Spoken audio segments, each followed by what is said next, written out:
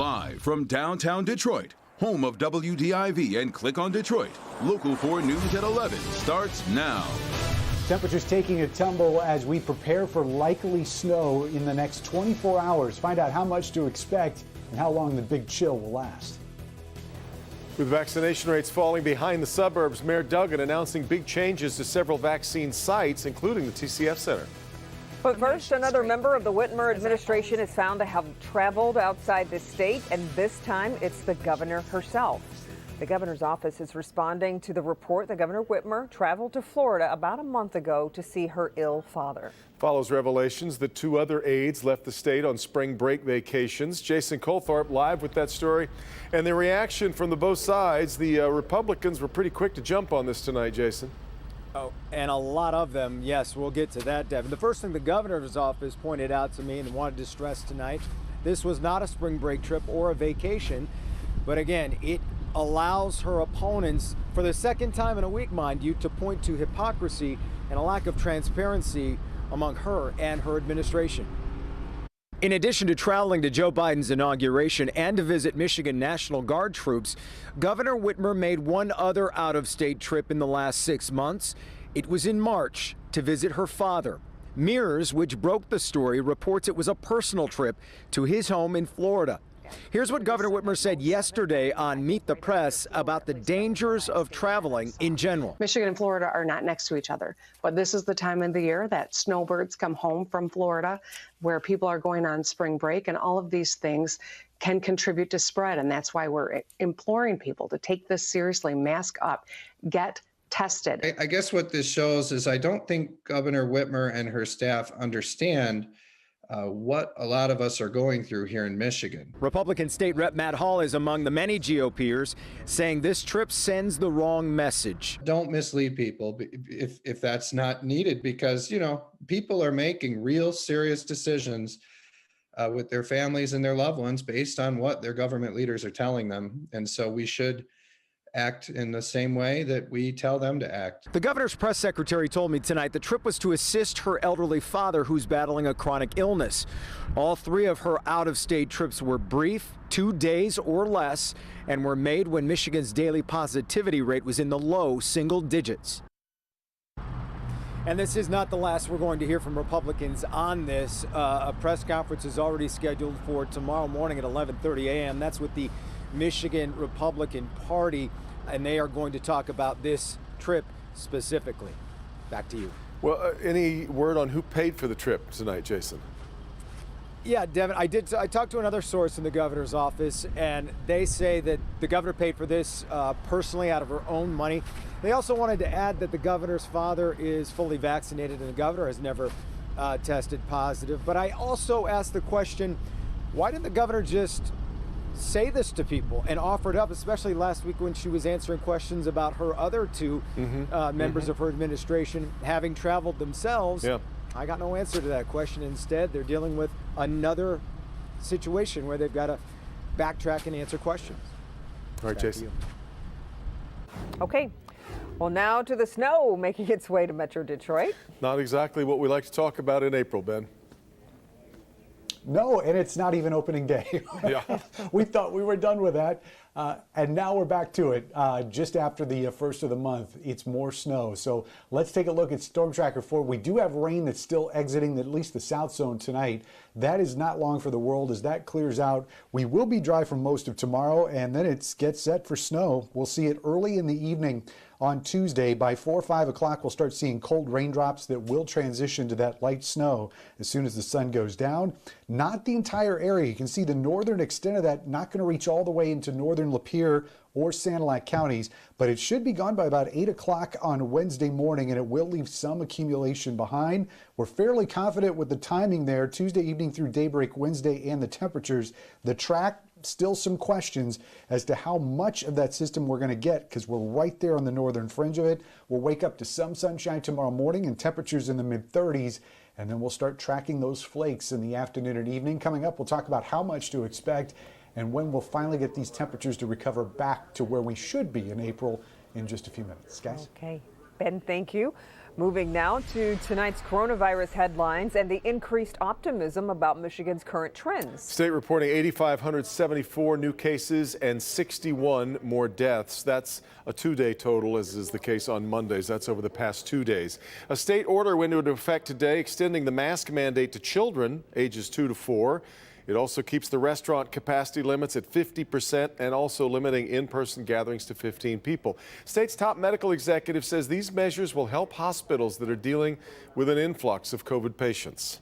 I will say I am still concerned about the current test positivity rate, the current case rate, and the number of people who are in the hospital for COVID-19. But what we are seeing now over the past several days is a trend that indicates we might be, again, it's a might, we might be starting to see a slowing in the rate of rise of our cases when you compare it to what we saw a month ago.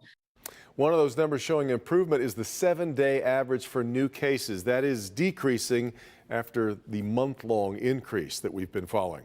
Let's talk about the vaccine effort here in Detroit, with the city announcing some changes to try to get younger people in the door and vaccinated. The city will be offering walk-in appointments at 4 locations starting tomorrow morning. Mara McDonald is live at the TCF Center tonight, and Mara, TCF is one of those locations. It sure is, Kimberly, and the mayor says bottom line, they've got to start to change up their game plan and get more people through the door. Let me show you. The good news, 54% of Detroiters 65 and over have at least one dose of either Pfizer or Moderna, but those numbers start falling rather quickly. 26% of Detroiters 30 to 64 have one dose, and only 10% of those between 16 and 29 have gotten a first dose. I want to make sure in the city of Detroit, every single person who wants a vaccine has access. We are going to be the city that has the most open access of any place in America. In an effort to speed up getting younger people in the door to get vaccinated, the city will have 4 vaccination sites, which will not require appointments. Those are going to be TCF, the Northwest Activities Center, the Farwell Recreation Center, and Samaritan Center.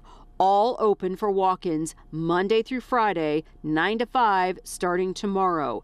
Michigan has been a hot spot for COVID-19 over the past 3 weeks. And while hospitalizations are still dreadful, Detroit, at least, is seeing cases start to slow. We're seeing a good trend. New cases the last 10 days. We were at 500 a day. Last couple of days, we've been basically at 300 a day. Want to see this for another week or so.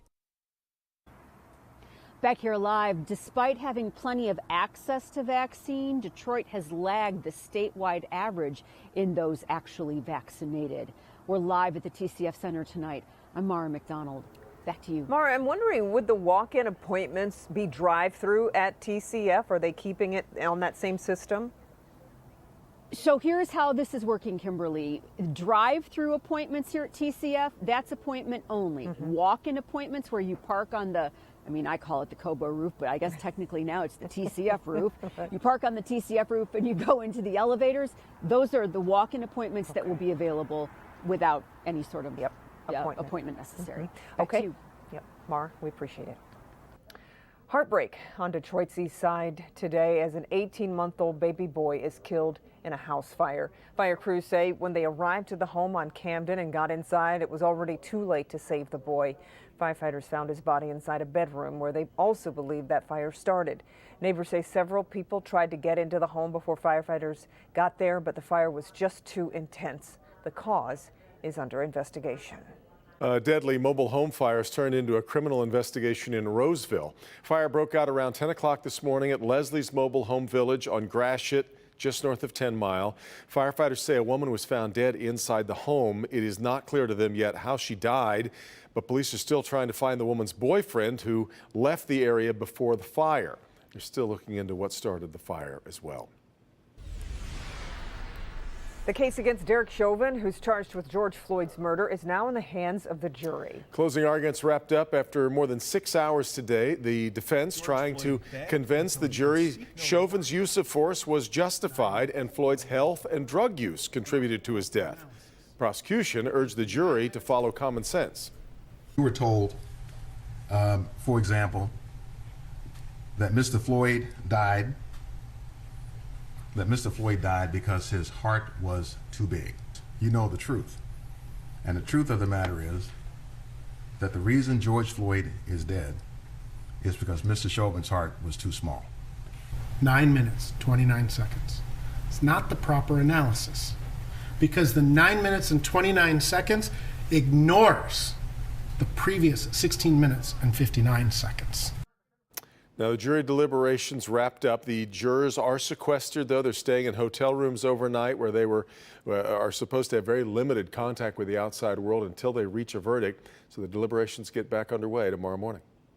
Some sad news out of Minnesota tonight with the family of Walter Mondale announcing that the former vice president has died. Mondale was the first presidential candidate of a major party to select a woman as his running mate when he picked Geraldine Ferraro back in 1984. The Democrat ended up losing in a landslide to President Ronald Reagan. Before that, he served as vice president under Jimmy Carter. Walter Mondale was 93 years old. Still ahead, a warning to shoppers in Oakland County. We'll have a look at what happened to a woman in the parking lot of an Aldi store.